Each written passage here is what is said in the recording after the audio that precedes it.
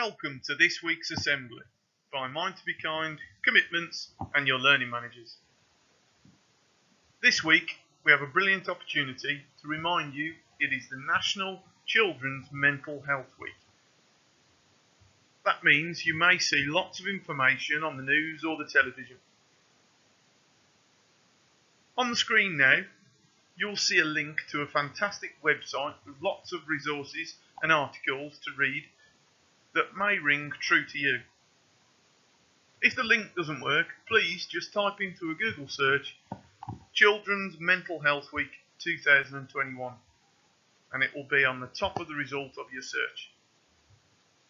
I'm going to take this opportunity to focus on one area of mental health which is extremely common in young people, which is anxiety. Although it is common, that is not to say it's any less serious for the person going through it. It's natural for all humans to be experiencing anxiety on some levels, but it's important to be aware of it and to keep it under control. Some symptoms of anxiety are as follows on the screen now.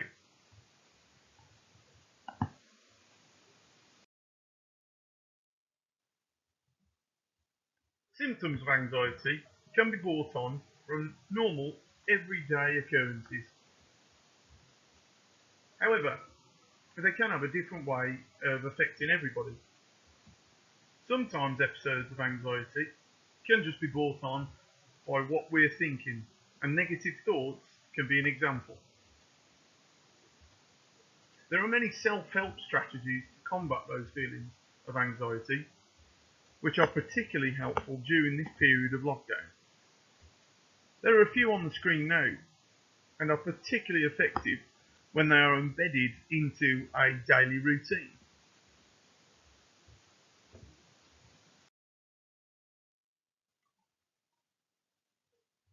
As well as these self-help strategies, there are many ways you can reach out and talk to somebody about what you're experiencing. I would like to signpost to you all of the resources that are on the screen now, all of which are there to help you in times of any mental health related issue you may be going through. The options on the left of the screen are all web based, so use a Google search again to find them. At all times, please remember to keep talking and don't hesitate to get in touch with anyone at school if you feel like you need to. Thanks again. Stay safe.